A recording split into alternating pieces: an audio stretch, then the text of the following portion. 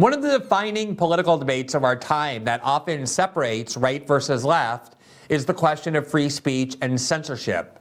And Fox News has planted itself very flamboyantly on the side of free speech and against censorship, running segment after segment after segment for years, including ones of which I was a part, in which they denounce any attempt by large corporations, including big tech, to keep particular voices silent on the grounds that those corporations dislike the ideology of the speaker.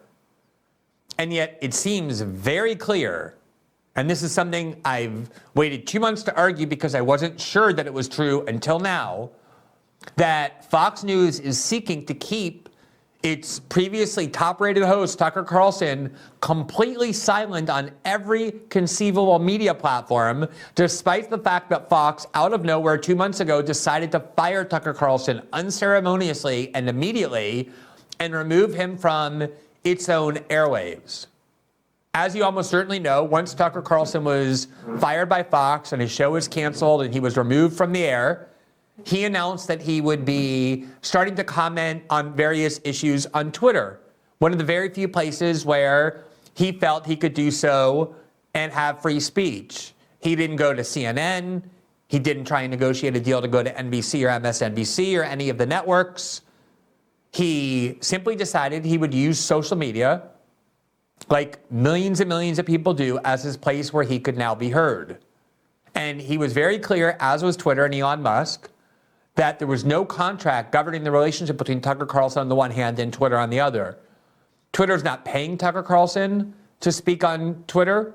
He's not charging subscriptions. He doesn't seem to be making any money at all from doing it. He's simply trying to use his First Amendment rights to be heard on critical issues now that he is denied any platform on Fox. It's not just that Fox canceled his show. They removed him completely from the airways. He doesn't appear on any programs on Fox. In fact, the name Tucker Carlson, ever since that first night when they had to announce that he was gone, has not been mentioned on Fox News. And according to at least one guest, Chadwick Moore, who's now writing a book on Tucker, he is banned from Fox because they believe he will talk about Tucker Carlson. Tucker Carlson is unmentionable on Fox News, apparently, according to the management. And they are now going out of their way, taking very extreme steps to try and ban him from being heard at all.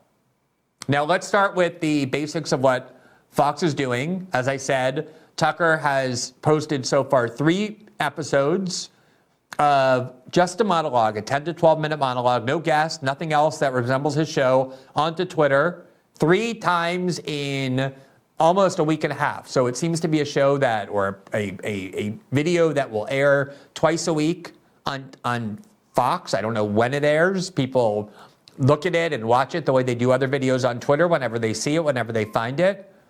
Clearly a 10-minute show is not intended to be a live show to distract other people or take people away from watching television. It's only 10 minutes long. It's not appointment viewing the way his previous Fox show was. And yet, Fox is adamant, emphatic, that he is not allowed to speak, even on Twitter, that he's allowed to speak nowhere, that you are not supposed to hear from Tucker Carlson at all until 2025, until notably after the 2024 election is over, after the GOP primary is done, the Republican Party picks its nominee, after the various criminal cases now facing Donald Trump work their way through the criminal justice system, and until the 2024 election is held. You're not supposed to hear from one of the most influential voices in all of American politics at all, because Fox News has decided that they're going to threaten to sue him if he speaks. Not if he speaks on a competitor or a competing network, but anywhere, including social media. Here from the New York Times on, I believe this is June 12th, so I believe this is Monday. There, the headline is, Fox News tells Tucker Carlson to stop posting videos on Twitter. Quote, Fox News has demanded that Tucker Carlson stop posting videos to Twitter, escalating the dispute between the network and its former star host over how and if he can continue to speak publicly now that his primetime show is off the air. In a letter sent to Mr. Carlson from Fox lawyers, the network accused him of violating the terms of his contract, which runs until early 2025, and limits his ability to appear in media other than Fox.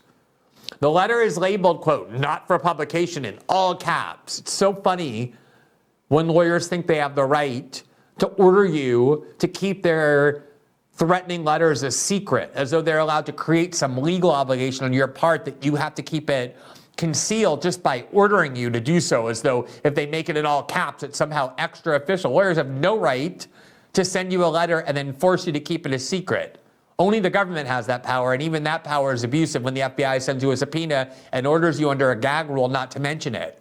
But private lawyers don't have that right. But the fact that they're reporting to tell Tucker he's not even allowed to discuss what Fox is doing to him shows how thuggish they are trying to be with him. Quote, after the discovery of one particularly incendiary text from Mr. Carlson, the Fox Corporation board decided to begin an internal investigation into his conduct. Now remember, it was the Fox board that initiated this investigation. A few days later, says the New York Times, he was out. It's very important to look at the Fox board, who composes that board and what their politics are. Because when it comes to the question of whether Fox is acting ideologically or politically as opposed to solely in their corporate financial interest, seeing who's on the board and what their politics is and how that politics relates to Tucker Carlson's views is extremely revealing. The New York Times goes on, quote, Mr. Carlson's cancellation, he is still an employee of Fox unless the network decides to let him out of his contract, has upended Fox's lucrative and popular primetime lineup. Fox, the perennial top-rated cable news network, has seen its lead over its competitors slide. Roughly 1/3 of its primetime audience has tuned out since Mr. Carlson was taken off the air. Think about how significant that is. Fox, with one personnel decision, lost 1/3 of its audience, 33%. It's just, Fox viewers are just gone. They would show up at 8 o'clock to watch Tucker. They would stay for the subsequent shows by Hannity and Laura Ingraham, sometimes show up early to watch Jesse Waters. And other than Greg Gutfeld, who amazingly leads all programs at 11 p.m., all these late night stars like Jimmy Fallon and Jimmy Kimmel and Stephen Colbert, Greg Gutfeld is the most watched late night host in the country, and he still is. He seems insulated for the most part, but other than him, Fox's primetime lineup is decimated. Their ratings are in free fall as a result of Tucker's firing, and they don't seem to be recovering. So for those of you who want to argue, and I already heard this when we promoted this topic of the show, that Fox is somehow only acting in its corporate interest to maximize their profits. If that were true, please tell me why they would have fired their most watched host. They had to have known, these are people whose jobs it is to understand this industry, that Tucker commanded a uniquely loyal audience. I could have told you this just from seeing how people react to him in public, seeing how he just for years has maintained the most watched show. You could see them going there at 8 o'clock to watch Tucker. I can't tell you how many people I know who are not conservatives who watch Tucker Carlson and never would dream of watching other Fox shows. It's obvious he was doing something unique. He was doing something different. He was doing something that was attracting a lot of attention, including often he was leading the demographic of 24 to 54 Democrats. Because for all the numbers that sometimes look decent for MSNBC, never for CNN, but sometimes for MSNBC, the reality is that almost their entire audience is old. And the reason that matters is because in cable, the only audience that matters in terms of monetizing the audience are people who are 25 to 54. Advertisers have no interest in old people because they're already very set in their ways in terms of what they buy. They're not very consumeristic. Advertisers only pay for access to young audiences. And MSNBC and CNN have none, and Tucker, aside from posting the largest numbers overall, was posting very large numbers in that key demographic and keeping them there. And now that he's off, they're gone. So if you want to tell me that Tucker the attempt to silence Tucker Carlson by Fox is just the sort of standard thing that corporations do to protect their economic self-interest. I'm going to show you a lot of evidence, which I hope you'll hear with an open mind, to disprove that view.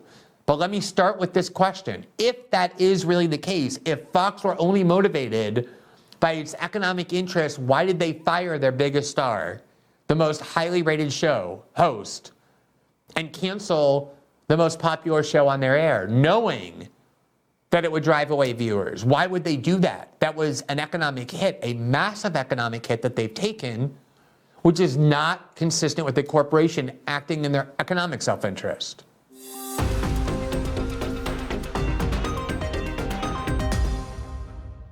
Thanks for watching this clip from System Update. Catch our full shows for free, live weekdays at 7 p.m. Eastern on Rumble, and join our locals community at greenwald.locals.com for all of my written journalism, exclusive after-show Q&As, and more.